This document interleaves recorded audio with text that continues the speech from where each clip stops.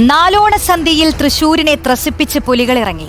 7 ദേശങ്ങളിൽ നിന്നായി 300-ലധികം പുലികളാണ് നഗരത്തിലിറങ്ങിയത്. കടുത്ത ചൂടിനെ അവഗണിച്ചും ആയിരക്കണക്കിന് പേർ കാണാനെത്തിയതോടെ നഗരം പൂരത്തിന് സമാനമായി. അല്ലമീനാണ് ചേരുന്നത് വിവരങ്ങളുമായി. അല്ലമീൻ, തൃശൂർ റൗണ്ടിനെ ത്രസിപ്പിച്ചും വിറപ്പിച്ചും പുലികളി ഉഷാറായോ?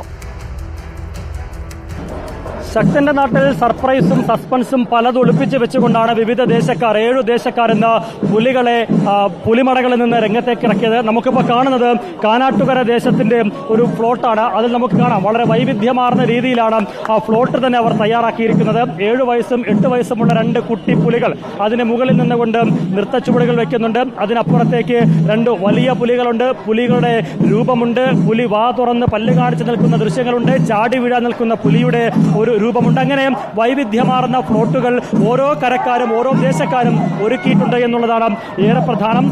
ഓരോ ടീമിന്റെയും പ്രകടനം ഒന്നിനൊന്ന് മെച്ചപ്പെട്ട നിലയിലായിരുന്നു എന്ന് പറയാതിരിക്കാൻ വയ്യ. ഇത്തവണ കപ്പുയർത്താൻ, ഇത്തവണ വിജയികളാകാൻ സകല നമ്പരും 18 അടവും പയറ്റിക്കൊണ്ടാണ് 7 ദേശക്കാരും ഇന്ന് ശക്തന്റെ നാട്ടിലേക്ക് പുലികളിയുമായി വന്നത്. പുലിമടകളിൽ നിന്ന് ഇറങ്ങുന്നത് വരെ ശാന്ത സ്വഭാവക്കാരായിരുന്നു ആ പുലികൾ ഓരോരുത്തരും. പക്ഷേ പുലിമടയിൽ നിന്നിറങ്ങി നഗരത്തിലേക്ക് തൃശൂർ നഗരത്തിലേക്ക് എത്തിക്കഴിഞ്ഞപ്പോൾ ആവേശം, അത് മേളക്കൊട്ടിനൊപ്പം അവരുടെ ആവേശം 10 മടങ്ങ് വാനോളം ഉയരുന്ന കാഴ്ച കൂടിയാണ് നമ്മൾ കണ്ടത് എന്നത് എടുത്തു പറയണം. അവരുടെ അരമണികൾ കിലുക്കിക്കൊണ്ട്, അവരുടെ കുമ്പ കുലുക്കിക്കൊണ്ട്, അവരുടെ ഉടല് മുഴുവൻ ഇളക്കിക്കൊണ്ട് നഗരത്തെ ഇളക്കി മറയ്ക്കുന്ന ഒരു കാഴ്ചയാണ് ഇത്തവണ ഈ പുലിക്കളിയിൽ നമ്മൾ കണ്ടത്.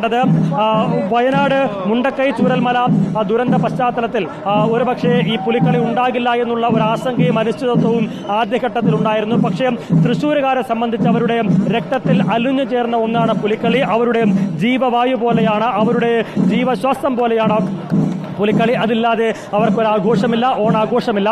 അതുകൊണ്ട് തന്നെ പല ഇളവുകളും നൽകിക്കൊണ്ടൊരുവിൽ പുലിക്കളിക്ക് അനുമതി നൽകുകയായിരുന്നു. അതോടുകൂടി 7 ടീമുകൾ ഇത്തവണ രംഗത്തിറങ്ങി. പല സർപ്രൈസുകൾ ഒളിപ്പിച്ചു വെച്ചിരുന്നു. പുള്ളിപ്പുലികളുണ്ടായിരുന്നു, വരയൻ പുലികളുണ്ടായിരുന്നു, വയറൻ പുലികളുണ്ടായിരുന്നു, കരിമ്പുലികളുണ്ടായിരുന്നു എന്ന് മാത്രമല്ല പല നിറങ്ങളിലുള്ള പല വർണ്ണങ്ങളിലുള്ള പുലികളും ഇത്തവണ രംഗം കീഴടക്കാൻ വന്നു എന്നുള്ളതായിരുന്നു ഏറെ പ്രത്യേകത നിറഞ്ഞ ഒന്ന്. പല പുലികളും ഈ കാലിൽ ചെരുപ്പൊക്കെ അണിഞ്ഞ, കയ്യിൽ പുലിനഖമുള്ള ഗ്ലൗസ് ഒക്കെ ധരിച്ചുകൊണ്ടാണ് പല പുലികളും ഇന്ന് രംഗത്തേക്ക് വന്നത് എന്നതും ഏറെ പ്രത്യേകത നിറഞ്ഞ ഒന്ന് തന്നെയാണ്. മാത്രമല്ല സിൽവർ കളറിൽ ഒപ്പം ഫ്ലൂറസന്റ് കളറിലൊക്കെ നിറഞ്ഞാടുന്ന തരത്തിലാണ് പുലികളൊക്കെ ഇത്തവണ തൃശൂർ നഗരത്തിലേക്ക് ഇറങ്ങിയത് എന്നുള്ളത് വല്ലാത്തൊരു കാഴ്ച വസന്തമാണ് തൃശൂർകാർക്ക് ഒരുക്കിയത്. നമുക്കിപ്പോൾ ദൃശ്യങ്ങളിൽ കാണാം. ഈ പാതിരാത്രിയാകുമ്പോഴും ആയിരക്കണക്കിന് ആളുകളാണ് ഈ പറയുന്ന തെക്കിൻകാട് മൈതാനത്തിന്റെ ചുറ്റും, സ്വരാജ് റൗണ്ടിന്റെ ചുറ്റും ഈ പുലികളെ സ്വീകരിക്കാനും പുലികളി ആരവത്തിൽ അലിഞ്ഞു ചേരുവാനും എത്തിയിരിക്കുന്നത് എന്നുള്ളതാണ്. താളമേളങ്ങൾ അത് കൊട്ടിഘോഷിക്കപ്പെടുമ്പോൾ പുലികളുടെ നൃത്തച്ചുവടുകൾക്ക്, പുലിക്കളിയുടെ താളമേളങ്ങൾക്ക് വല്ലാത്ത വീര്യവും ശൗര്യവും കൂടും. എന്ന് മാത്രമല്ല ആ ശൗര്യം ഈ കണ്ടു നിൽക്കുന്ന ആളുകളിലേക്ക് കൂടി പകർന്നു പോവുകയും അവരും പുലികൾക്കൊപ്പം ചുവടുകൾ വെച്ചുകൊണ്ട് പുലികൾക്ക് എല്ലാവിധ സപ്പോർട്ടും നൽകുന്ന ഒരു കാഴ്ച. ഇത്തരത്തിൽ ശബ്ദം മുഴക്കിക്കൊണ്ട്, ആരവം മുഴക്കിക്കൊണ്ട് എല്ലാവരും ആനന്ദത്തിൽ ആറാടുകയാണ്. കൊച്ചു കുട്ടികൾ ഉൾപ്പെടെ, സ്ത്രീകൾ ഉൾപ്പെടെ, വൃദ്ധരായവർ ഉൾപ്പെടെ, അങ്ങനെ പ്രായമൊന്നുമില്ല.